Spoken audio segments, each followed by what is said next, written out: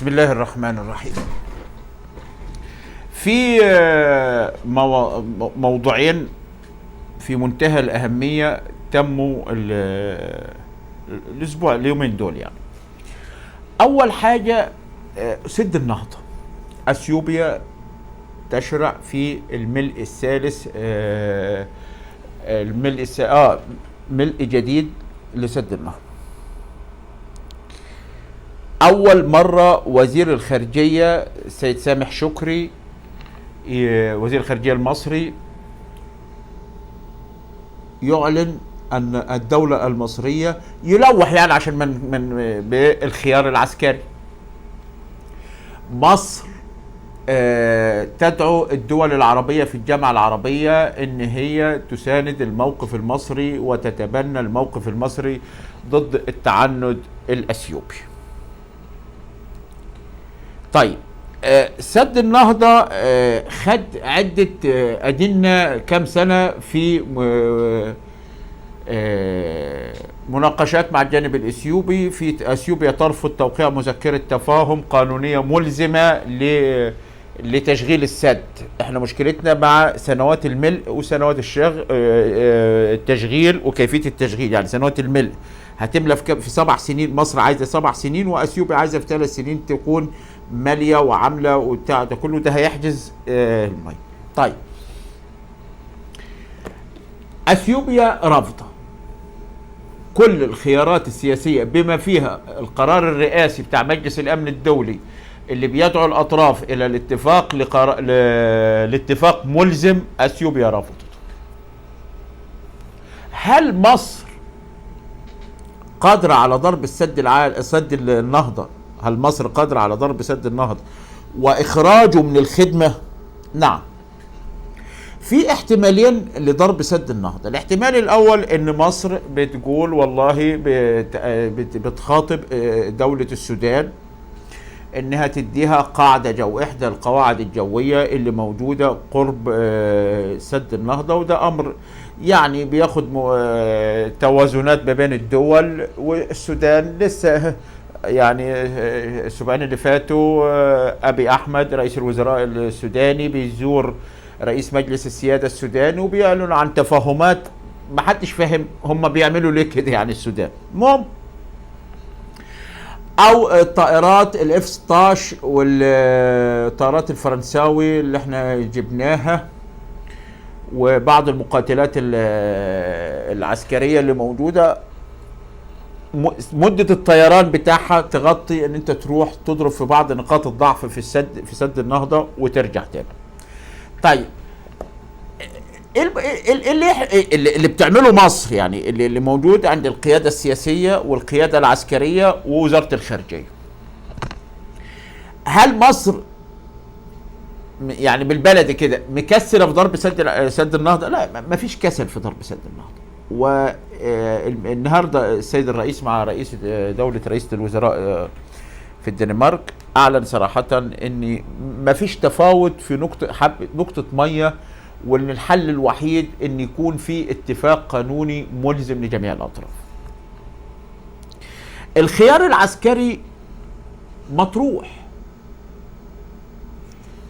بقوة كمان، بس ينقصه. يعني انا عايز اقول لك على حاجة، انها سد النهضة اول مرة من 100 سنة يمكن يحصل فيضان. نسبة المية زايدة في مصر وفي البحيرة عالي جدا. فهتيجي انت قدام الاتحاد الافريقي وقدام المجتمع الدولي، انت لسه لغاية النهاردة لم يقع ضرر حقيقي عليك من سد النهضة. تمام كده؟ في حاجة تاني في الدول، يعني بعد العمليات العسكرية في حاجة اسمها اليوم اللاحق للضربة. يعني انت كدولة مصرية، اكيد الدولة المصرية عندها رؤية للي هيحصل في حالة استمرار التعنت الاثيوبي وفي حالة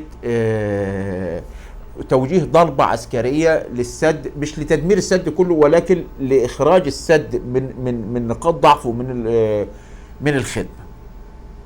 وده موجود، وقادر سلاح الجو المصري على توجيهه. بدون مشاركة اخواننا في السودان اللي ما حدش فاهم هم عايزين ايه. طيب هل احنا الدولة المصرية والقيادة السياسية تعي هذا الكلام؟ نعم، ده امن قومي ما فيش مسحة. لكن احنا عندنا برضه يعني الموضوع مستحوذ على القيادة السياسية، وزارة الخارجية، وزارة الدفاع، المخابرات العامة المصرية.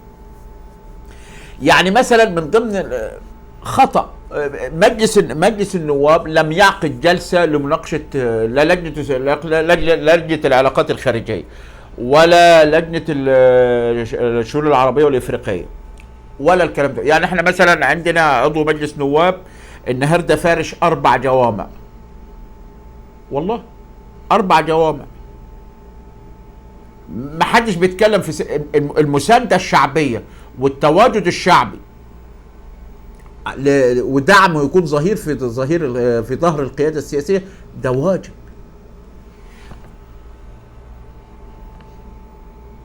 سد النهضة يمثل في حالة اكتمال ملء سد النهضة بالشروط الإثيوبية تهديد وجودي لمصر، تهديد وجودي، تهديد لوجود الدولة المصرية.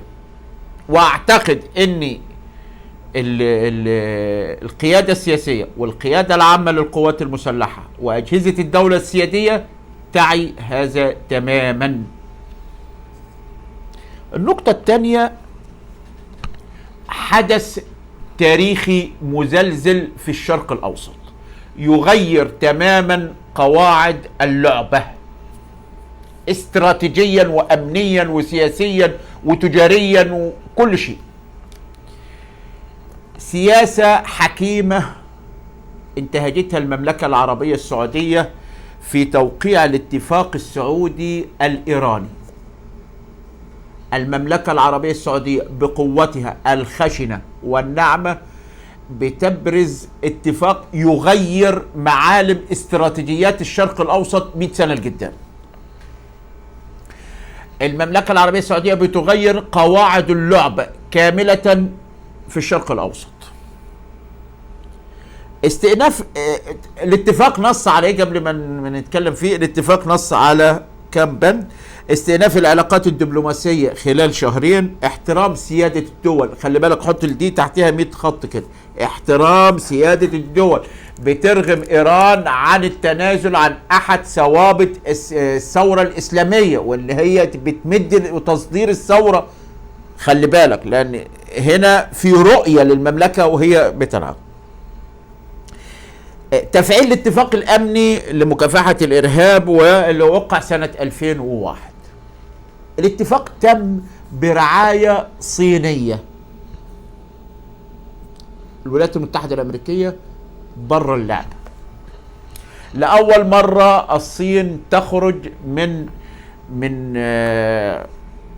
وضع ان هي تكون منغلقة على نفسها. الصين النهاردة تلعب دورا بارزا.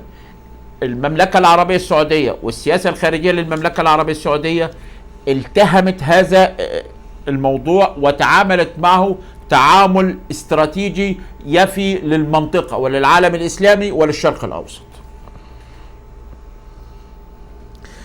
العلاقات السعودية الإيرانية شهدت بعض التوترات الشديدة بوصول الثورة الإسلامية بقيادة آية الله علي خميني، بقيادة آية الله الخميني ثم علي خامنئي، ثم بدأت انفراجة في عهد الرئيس الإيراني الإصلاحي محمد خاتمي، ثم بعد كده الاعتداء على السفارة السعودية في طهران، ثم قطع العلاقات الدبلوماسية بشكل مباشر من 6-7 سنوات. تأثير مباشر لهذا الاتفاق في 5 عواصم عربية: صنعاء، بغداد، بيروت، المنامة، دمشق. قرار تاريخي يغير خارطة الأزمان في الشرق الأوسط. السعودية تتخذ قرار سيادي نابع من إرادتها الوطنية، من إرادتها الحرة.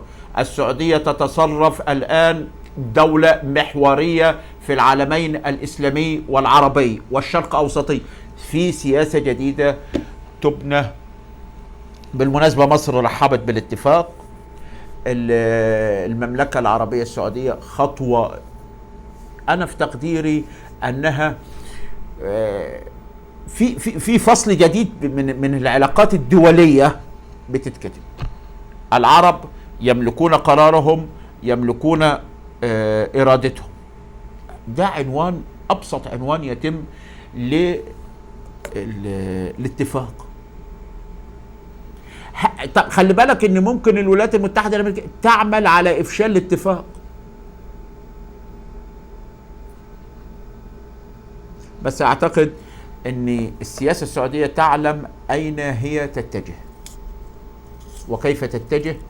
حكومة سيدي خادم الحرمين الشريفين تنفيذا لسياسته الحكيمة ورؤية سيدي ولي العهد كانت ثمار لما وصل اليه الاتفاق السعودي الايراني. احنا مش هنهلل عشان السعوديه اتفقت مع ايران، لا، احنا بنتكلم من الناحيه الاستراتيجيه ان السعوديه اوجدت حاله جديده امتلكت فيها قرارها السيادي، امتلكت فيها رؤيتها كدوله محوريه في الشرق الاوسط، قادره على فعل الكثير والكثير. وننتظر، والاتفاق ده هيكون لي أبعاد قوية جدا على المنطقة. شكرا لكم، السلام عليكم ورحمة الله.